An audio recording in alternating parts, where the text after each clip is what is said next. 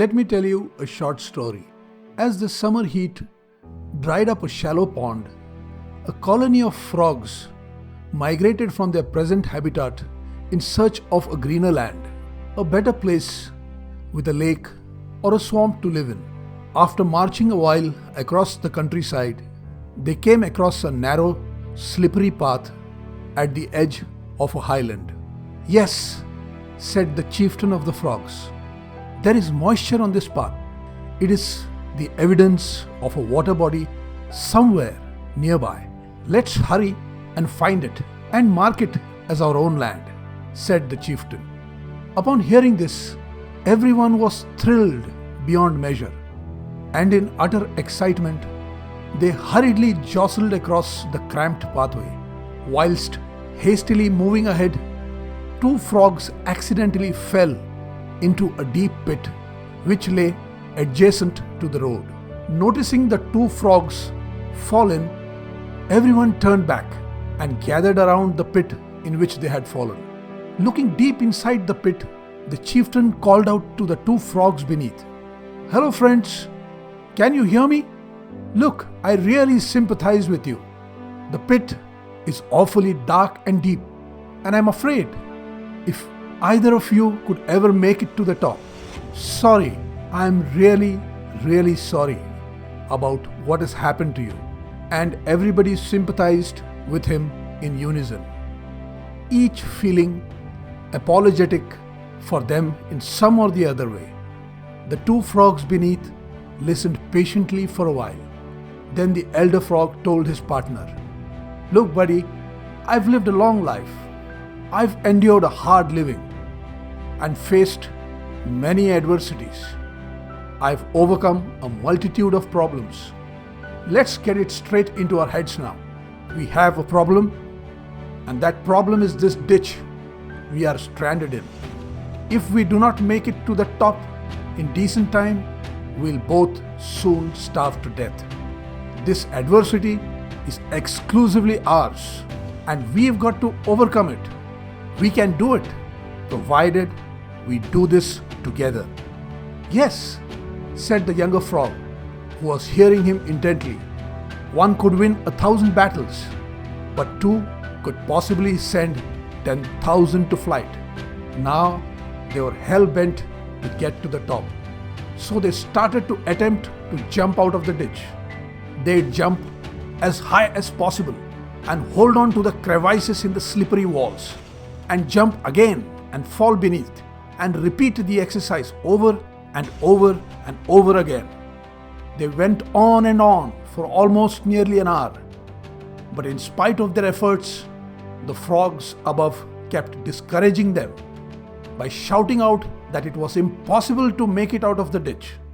They yelled every manner of sympathetic and discouraging slogans possible. They kept saying that they must give up trying and that all trying would end up in vain. But the two frogs decided to ignore what the others were saying. After having tried 1,000 times and failing, the younger frog felt a little low. His courage was failing him. The voice from above kept growing stronger and stronger in his ears, and he said to himself, "Maybe what they are saying is true. Maybe we are never going to make it to the top. Maybe we are meant to give up and die."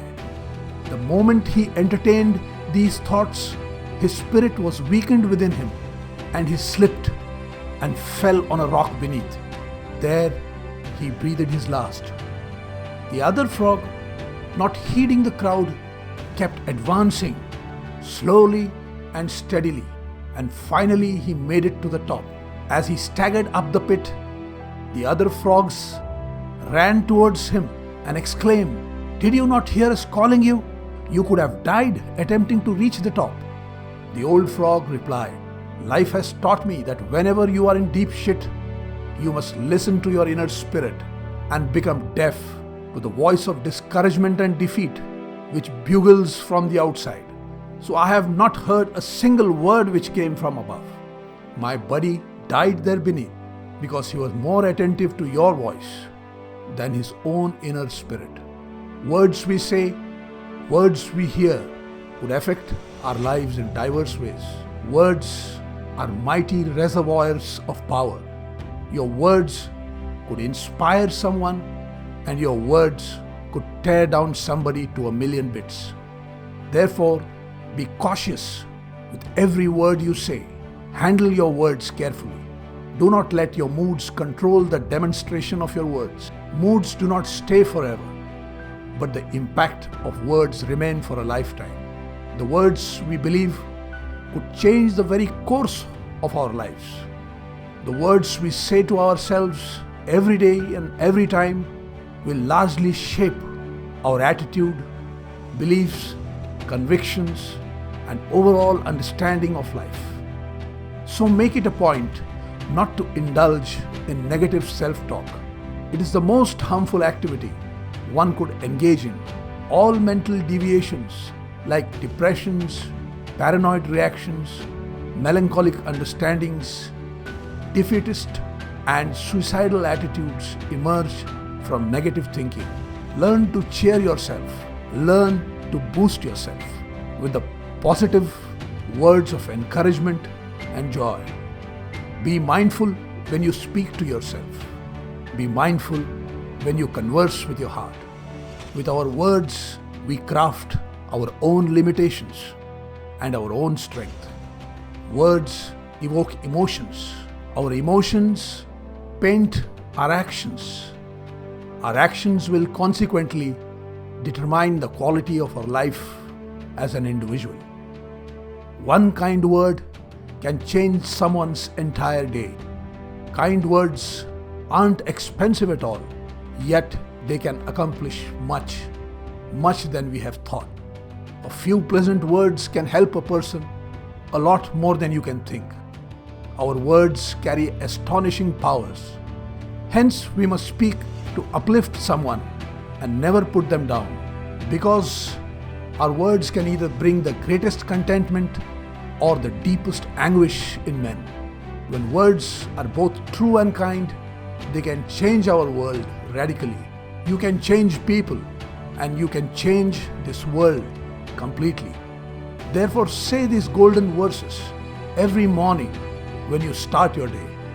Whatsoever things are true, whatsoever things are honest, whatsoever things are just and pure, whatsoever things are lovely, whatsoever things are of good report, if there be any virtue and if there be any praise, think on these things.